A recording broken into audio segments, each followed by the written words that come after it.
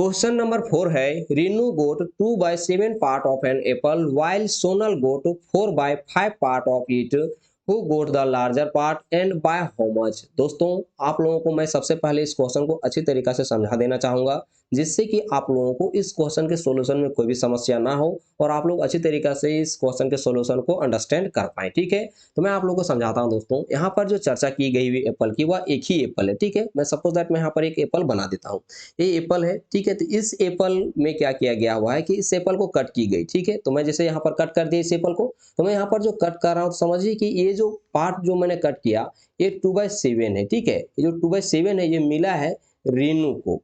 उसके बाद मैं इसी एप्पल में अब मैं यहाँ पर इस प्रकार से कट लगा रहा हूँ। ठीक है, तो मैंने यहाँ पर जो कट लगाया तो जो कटा हुआ भाग जो निकला वो निकला 4/5 इसी एप्पल का। ठीक है, तो ये जो किसको मिला, तो ये मिल गया सोनल को। ठीक है, तो अब आप लोगों को ये चीजें समझ में आ रही हो कि यहाँ से यहाँ तक की जो हम लोगों ने क्वेश्चन को पढ़े वो यही बोल रहा था कि रीनू को जो है ना एक एप्पल का 2/7 पार्ट मिला और जो सोनल को जो है उसी एप्पल का 4/5 पार्ट मिला। मैं आप लोग को यहाँ पर इसको एप्पल को अच्छे तरीके से कट करके समझा दिया हूँ। उसके बाद क्वेश्चन में आगे बोलता है who got the larger part. तो अब आप लोगों को ये पहला जवाब देना होगा कि सोनल ने बड़ा एप्पल प्राप्त किए या फिर रीनू ने बड़ा एप्पल प्राप्त किए, ये आप लोगों को बताना होगा। ठीक है, यानी उसके पार्ट, ठीक है, जो कट की गई वो कौन बड़ा पार्ट प्राप्त किए। उसके बाद आगे बात बोला जाता है कि एंड बाय हाउ मच। तो अगर आप लोगों को ये जवाब में मिल जाता है कि रीनू ने ज्यादा प्राप्त की तो कितना प्राप्त किए ये आपको बताना होगा।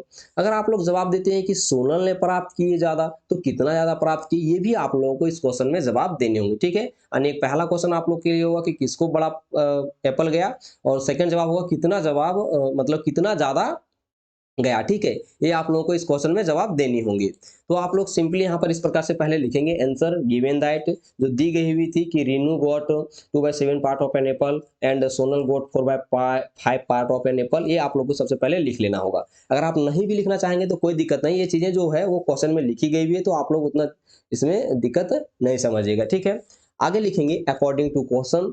क्वेश्चन में लिखेंगे दोस्तों ये जो मैं लिख रहा हूं उसके हिसाब से आप लोग क्या कीजिएगा, एक तरफ रीनू को रखिएगा और एक तरफ रखिएगा सोनल को, जो कि मैंने आप लोगों को क्वेश्चन नंबर 1 में समझाया था उसी तरह से यहाँ पर पूरा करना होगा। ठीक है, इस प्रकार से लिखेंगे 2/7 और यहाँ पर एक ब्लैंक जगह बना लेंगे बॉक्स में और 4/5 लिख देंगे। इतना लिखने के बाद आप लोगों को यहाँ पर ध्यान देना होगा कि आप लोग यहाँ पर काम करेंगे कि इसकी जो न्यूमरेटर है इसकी डिनोमिनेटर के साथ मल्टीप्लाई करेंगे और इसकी जो न्यूमरेटर है इसके डिनोमिनेटर के साथ मल्टीप्लाई करेंगे। ठीक है, यानी इस प्रकार से आप लोग को मल्टीप्लाई करने हैं। जब आप लोग मल्टीप्लाई करेंगे तो यहाँ पर आप ध्यान देंगे कि इसकी 2 को जब हम लोग 5 से मल्टीप्लाई कर रहे हैं तो 10 आ जा रहा है। ठीक है, और इसके 7 को जब इसको 4 से मल्टीपल किए तो हमारा 28 आ जा रहा है। नहीं, एक तरफ बोले तो 10 आ रहा है, एक तरफ आ रहा है 28।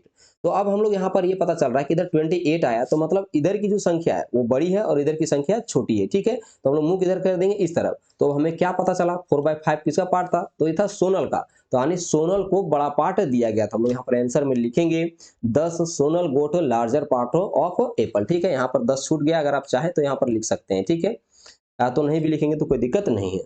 अब कितना ज्यादा प्राप्त किए ये चीज लिखना होगा। तो अब हमें ये पता चल चुका है कि ये बड़ी संख्या है तो हम लोग इधर क्या करेंगे, इसे लिखेंगे और इसे सब्ट्रैक्ट कर देंगे कितना 2/7 से। जब सब्ट्रैक्ट करेंगे दोस्तों तो हमारा एलसी इस तरह लिखने के बाद ये हमें पता चल गया, सब्ट्रैक्शन और फ्रैक्शन पता चल गया। ठीक है, तो इसकी वैल्यू को निकालेंगे तो जब हम लोग एलसीएम निकालेंगे तो हम लोग को आ जाएगा 15 और फिर इसकी 5 से जब हम लोग 15 को डिवाइड करेंगे तो आएगा 7 और 7 को जब हम लोग इसके ऊपर वाली संख्या यानी 4 से मल्टीप्लाई करेंगे तो आ जाएगा 28। ठीक है, और फिर जब 7 से हम लोग 35 को भागा लगाएंगे तो आएगा 5 और 5 से जब हम लोग 2 को मल्टीप्लाई करेंगे तो आ जाएगा यहाँ पर 10। ठीक है, यानी कह सकते हैं कि 28 माइनस का 10 तो हम लोग का जवाब आता है 18/35। ठीक है, इतना हम लोग को जवाब निकल करके आता है। ठीक है, इस प्रकार से आप लोग सिंपली इसको लिखेंगे, यही आप लोगों का जवाब है।